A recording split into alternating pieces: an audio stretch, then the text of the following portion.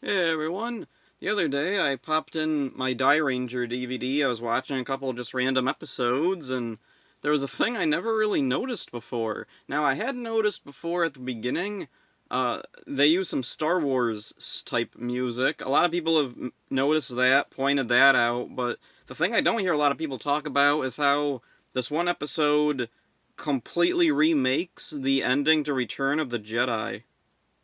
Yeah, there's an episode kind of early on where the Red Ranger finds out this one bad guy with a black suit is his father, and then there's this other bad guy who shoots lightning. He's shooting lightning at the Red Ranger, and then black suit guy is like, huh, maybe I should go save my son, and then he turns on a lightning dude, throws him down a thing, but he's gotten shocked by the lightning and he's dying. Red Ranger runs over and is like, "Father, no!" And then he like takes the mask off, and then these ghosts appear to take him when he dies, and it's just, huh.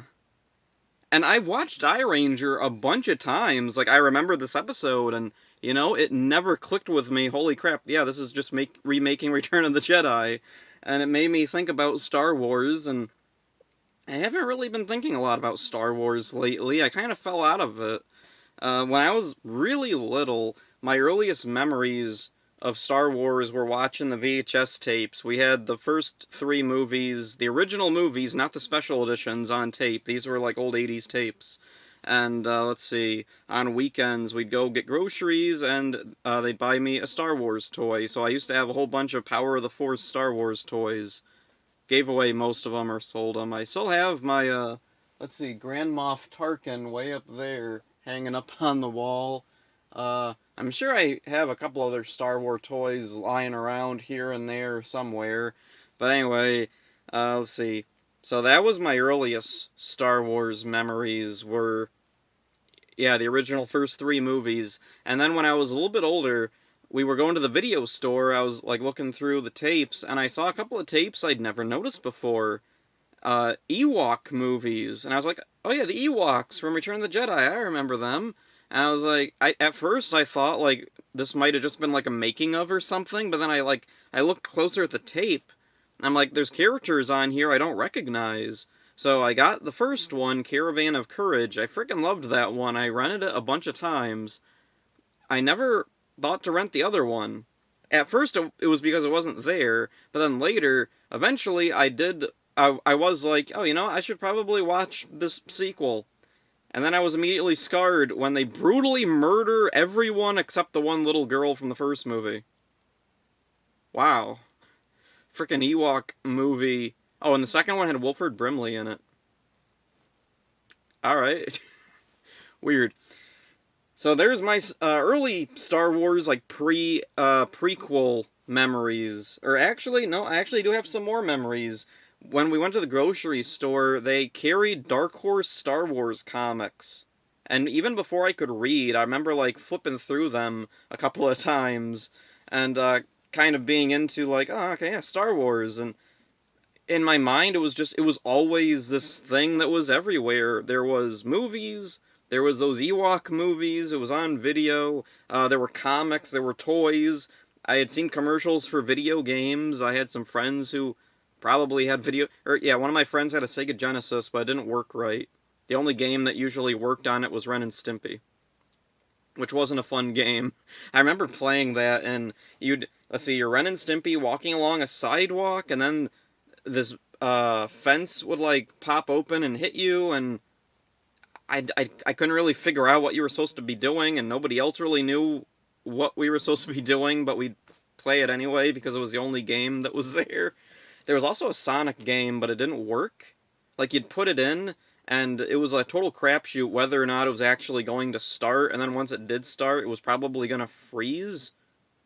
We had really crappy games.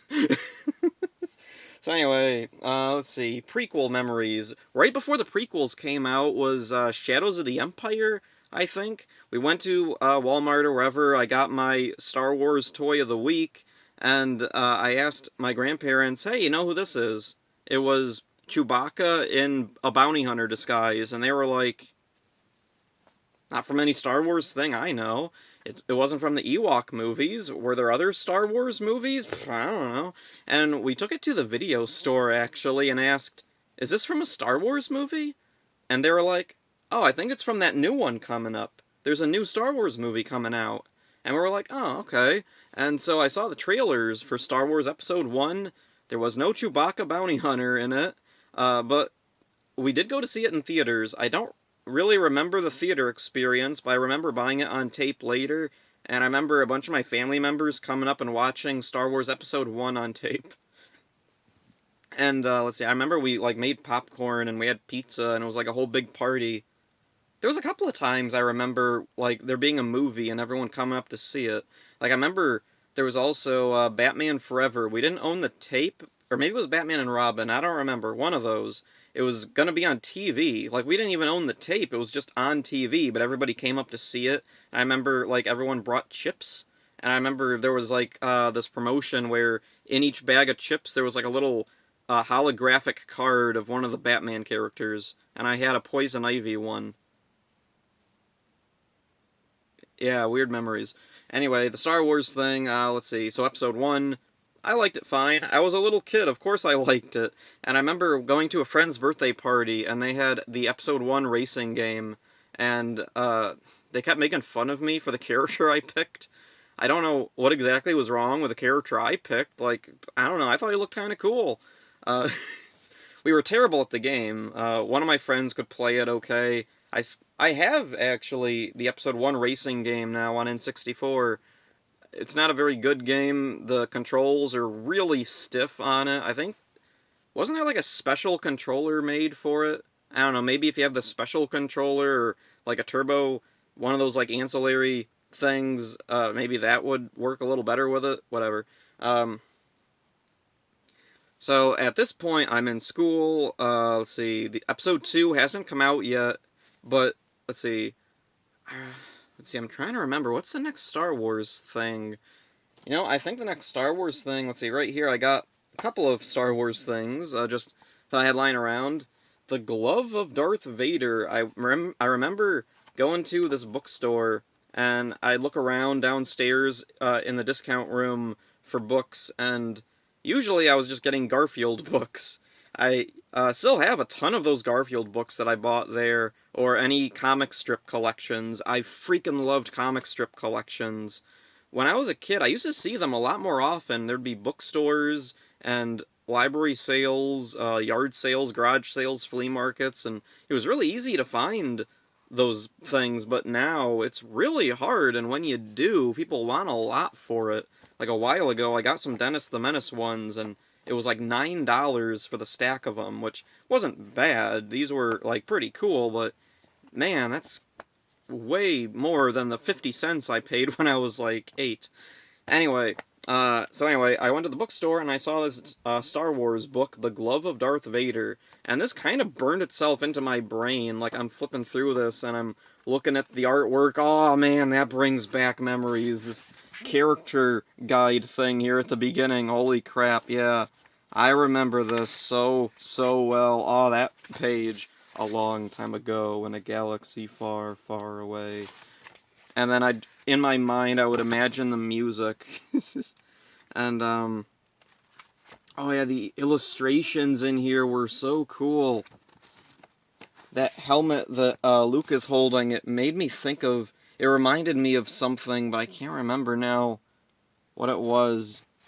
Right now, all I'm thinking is the bad guy from Superhuman Samurai Cyber Squad, Kilo Khan. It kind of reminds me of his head. Anyway, this was a pretty interesting book because it was set after the original trilogy. Oh, and there's like a, let's see. Oh yeah, this thing, Galaxy of Fear. I remember reading these, not as much as Glove of Darth Vader, but I do remember reading a couple of those. So anyway, I freaking loved this book when I was a kid. I had a couple others in this, like, series. Let's see, Paul Davids, Hollis Davids. Oh, Paul and Hollis Davids. Okay, so I guess a couple wrote this? There isn't, like, about the authors, about the illustrators thing in the back, I think. Let's see. There's a glossary of characters about... Oh, okay, there it is. Let's see.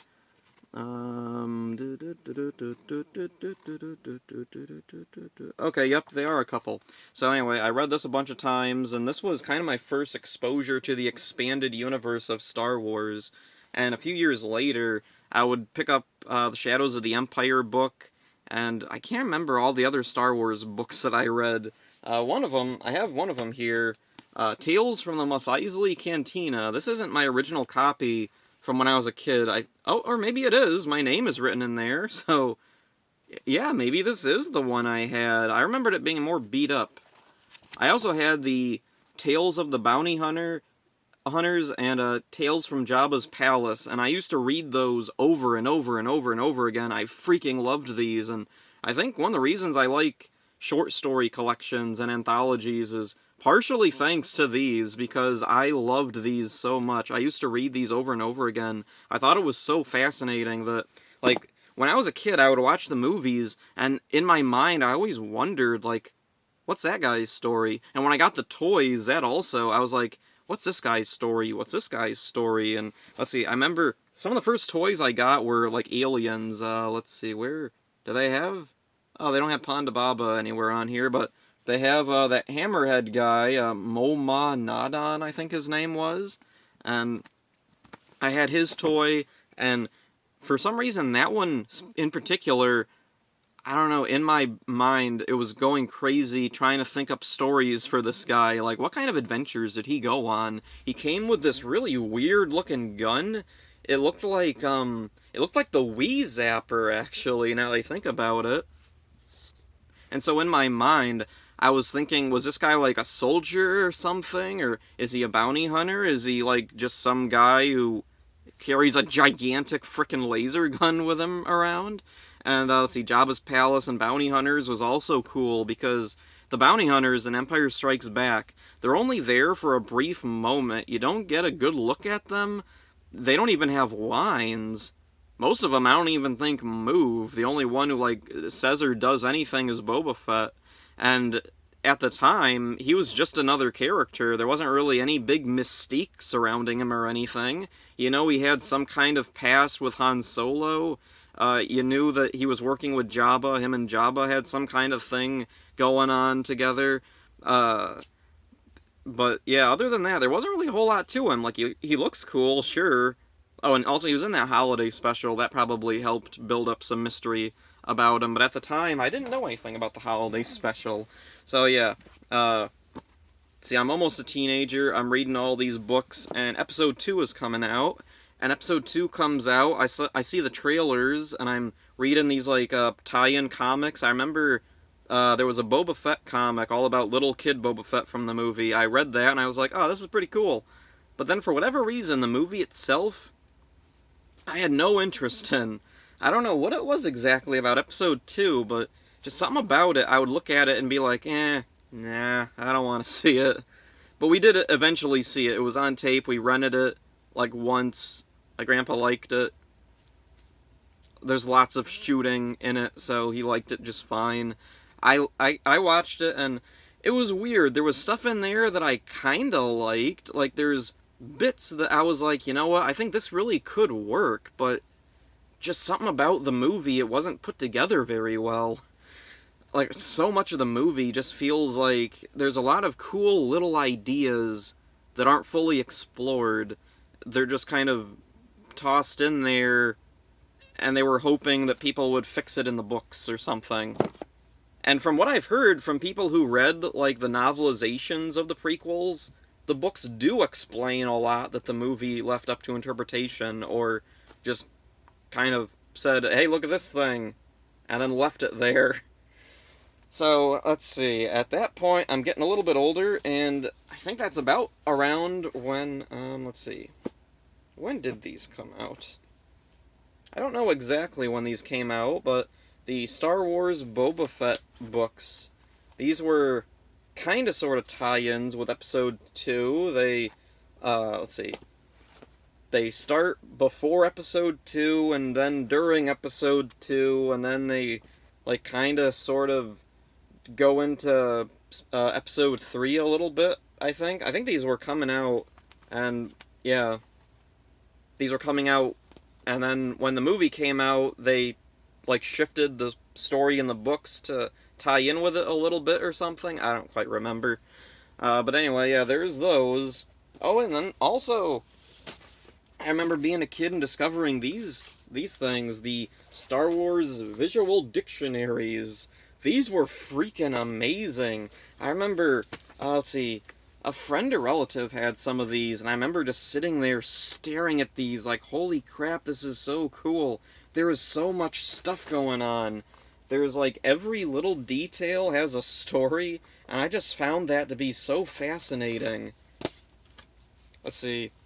And one of the things that really kind of bummed me out was I would see these things for Star Wars, and like as big a fan as I am of Star Wars, I'm not that big of a fan, and I kind of wish we got stuff like that for Power Rangers, because that's my big thing. Unfortunately, we didn't get anything like that for Power Rangers, but I mean, Japan did. Nearly every Super Sentai series has something kind of similar to those Star Wars encyclopedias, where every little detail, every monster, every character has a story, and it's all explained in these weird board books things. And they also had like normal books. I don't have any right on hand, I don't think. Oh wait, yeah, I do. Here's a Go Busters thing, which is also a tie-in with like a video game or something, and then there's some stuff about other seasons in there, and this came with like a CD or DVD or something as a bonus, whatever. Moving back to Star Wars stuff. So, I was kind of getting into the expanded universe. I was reading a bunch of the expanded universe books, and then Toy Fair started doing Star Wars stuff, and they had a parody of the holiday special, and that was the first time that I really learned a lot about the holiday special. And so at first I wasn't sure how much of that was real, but then eventually I found a bootleg DVD copy, or well, DVD copy. They're all bootlegs. No one's gonna put it out officially. I'm surprised Disney hasn't yet. Like, they can. Like, I don't see why they have to listen to George Lucas about that sort of thing. It seems like they could just put it out if they wanted. I don't know, maybe there's music rights, whatever. Moving on. So the holiday special, I saw that, and I actually kind of liked it. Maybe it was just because it was more original trilogy stuff, which was more what I was into, what I, like, wanted out of Star Wars. Oh, and that's also, I think, around when I started looking for Star Wars on Game Boy. I had a Game Boy, and I really wanted some video games for it. And I had, let's see, I'm trying to remember what Star Wars games that I have. There was a Super Return of the Jedi on Game Boy, which was, it was okay. It was fun. I like when you play as Luke. He has a lightsaber. You jump up and do this spin, and it's really fun to spin as Luke with the lightsaber. Chewbacca had his bowcaster thing. Did Leia do anything? I can't remember what Leia did, or if she was even playable. I assume she must have been. Oh, and then there was also, what was that game? Masters of Teräs Käsi? I think it was a Star Wars fighting game, and it was garbage. The controls were horrible and broken. And then there was a really weird Star Wars game, Demolition or something. These were on PlayStation. There was a Star Wars Twisted Metal game, but the cool thing with that one was the little cinematics. There was like each character had their own story going on, and that was actually kind of fascinating. I remember playing the heck out of that game. Like, I didn't really care for it that much, but I like Twisted Metal, and this is a Star Wars take on it. It's not quite as polished and as well put together and as fun as Twisted Metal, but I don't know, it's got some Star Wars stuff, so that's cool. And so then, let's see, I got back into the comics with Star Wars Tales. The library nearby got a bunch of these Star Wars Tales collections in, and I think these might still be my favorite thing to ever come out of Star Wars, actually. Not every story is good. There's quite a few misses. In fact, I think there might be more misses than hits in these, but like, that's kind of the beauty of an anthology comic. Each comic of Star Wars Tales was completely different, a completely different setting, completely different characters, an entirely unique creative vision for every story, and that was what really appealed to me in those. I thought that was such a cool idea, and I've got a bunch of other Star Wars comics over there, and I like them fine. Knights of the Old Republic, let's see, X-Wing, Rogue Squadron, and all that stuff. Love those. But none of them really appeal to me as much as the Tales comics. And so now, let's see, episode 3 is out, I think, a little bit before or after I discovered Tales, and I remember we didn't go right away to see it in theaters. I think we waited until it was in the discount theater, actually, so we went and saw it for like $3 or whatever. And, eh. it's kind of funny looking back at it now, because now the popular perception of episode 3 is it's the best of the prequel trilogy. Everyone really likes it. They think everything about it's great, and for me, it was just kind of, eh, yeah, everything ties together, everything makes sense, sort of.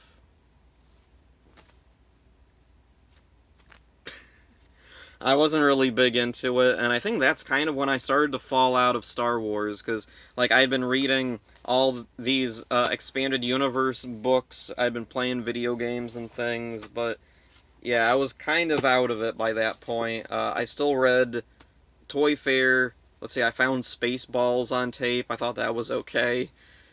But yeah, I was kind of out of Star Wars at the moment. And then there was, let's see, Clone Wars. I remember seeing trailers for the Clone Wars movie. And I was familiar a little bit with the Tartakovsky Clone Wars cartoon from Cartoon Network. I didn't see it as it was airing or anything, but I got the DVDs later, and I thought it was pretty good. I liked it. I like Episode 3 better when watched alongside the Clone Wars cartoon, actually. But the Clone Wars movie, I remember seeing trailers, and I was like, wow, that looks terrible. And I still haven't seen the movie, actually. I have the Blu-ray of it now, but I just never got around to watching it. And then I heard from somebody that the movie is actually a couple episodes of the show put together. Oh. Well, I've already seen all of Clone Wars the show, so I don't really need to watch the movie now, I guess. I still will at some point, probably. But yeah, I wasn't really interested in seeing it. I didn't really care for the animation design style. I'm still not really big on it. And then, let's see, and then Disney bought Star Wars, and they made a big announcement about how they were going to do a new movie, and I was actually kind of hyped for it. I was like, oh, cool, more Star Wars. I can finally, like, I don't know, see a different take on it, and because that's kind of what I liked was seeing all these different takes and interpretations on Star Wars. I'd been reading all the expanded universe books and tales and comics and video games and all that, and so Force Awakens, I didn't get to see it in theaters.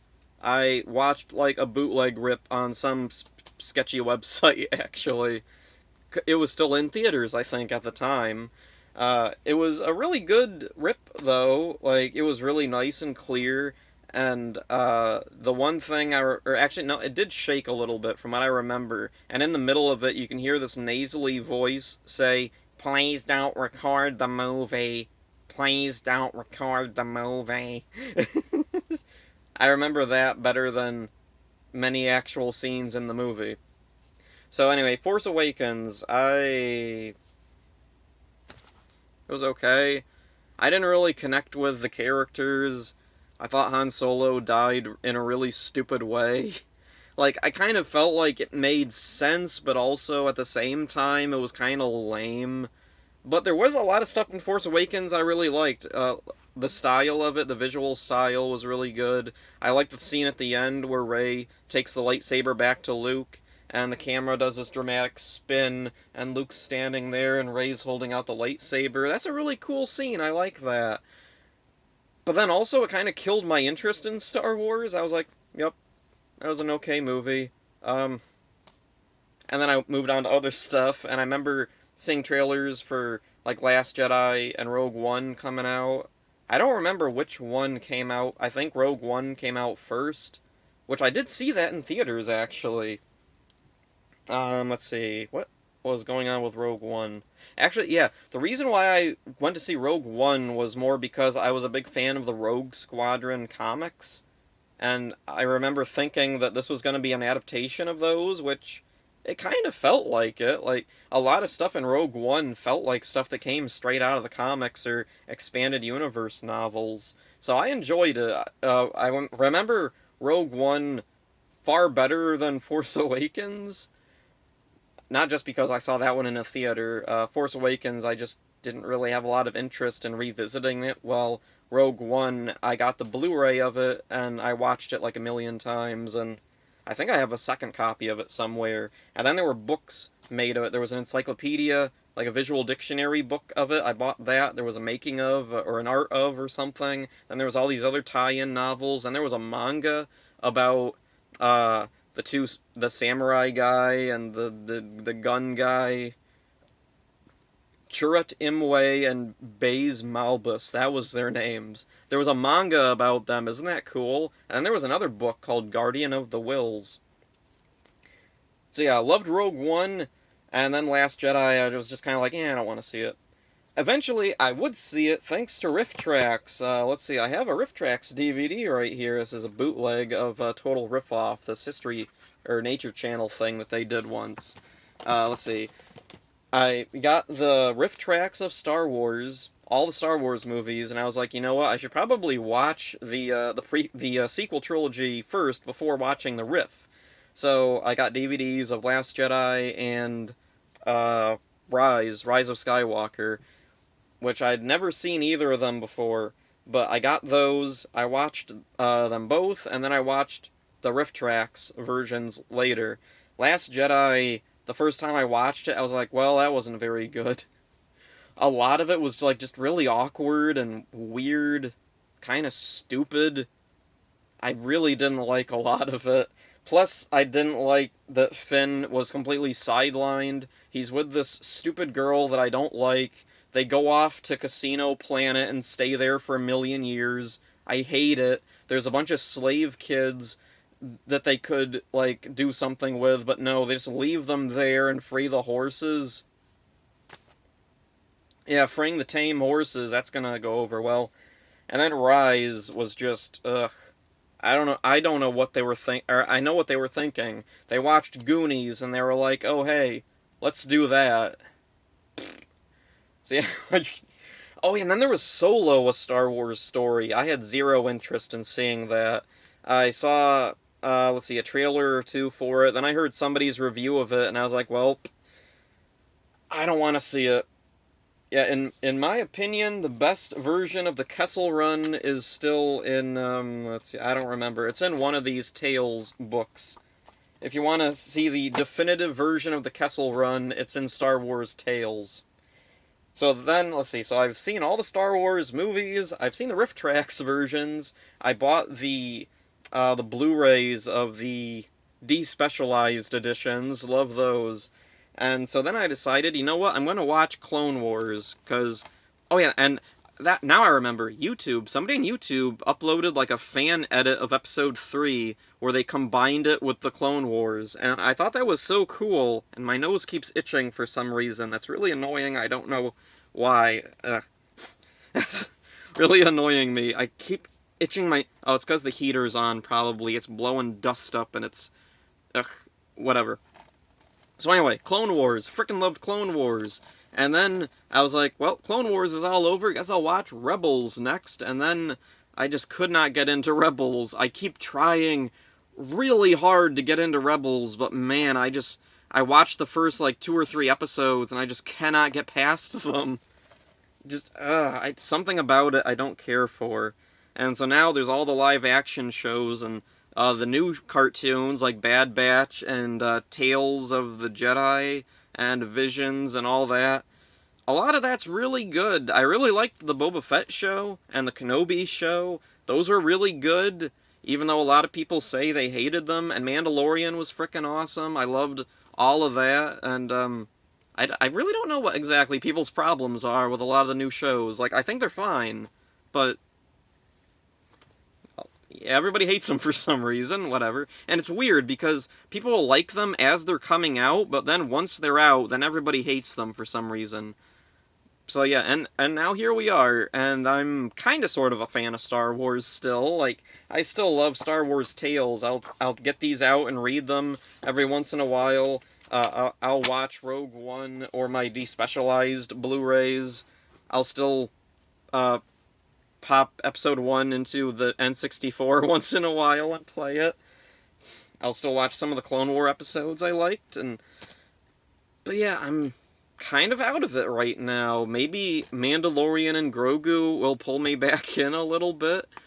There was also rumors of they're doing a Rey movie or something.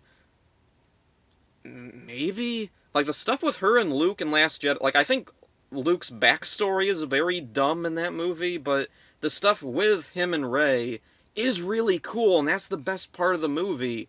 And it'd be nice if it didn't keep cutting away to frickin' Casino Planet or the other idiots doing stupid bullcrap. And ugh, Last Jedi is a weird movie. Like I've tried rewatching it a few times because there was some stuff in there that I remembered really liking, but every time I go back it gets worse. That's kind of where that movie is for me. It's one of those movies where each time you watch it, it gets worse and worse, so now I've just given up and stopped trying to watch it more. But, I don't know, we got Rogue One, which is one of my favorite movies of the whole series, so I'm not entirely salty at Disney for, like, owning it and doing their own thing. And I love the Boba Fett and Kenobi shows; those were cool. Ahsoka, I kind of liked, but oh yeah, that was part of the reason why I keep trying to watch Rebels is because Ahsoka is basically the last season of Rebels. But yeah, if you watch it just on its own, you have no idea what's going on because they keep talking about Rebels characters, and I couldn't really get into this show. Definitely not to the point that you need to be at to know who everybody is in Ahsoka. I did like the beginning of Ahsoka, though. It was really good. I love Ray Stevenson's character. He was one of my favorite Punishers, actually. um, don't really know what else to say, so I'll end it here. That's it for this one. Hope you enjoyed it. See ya.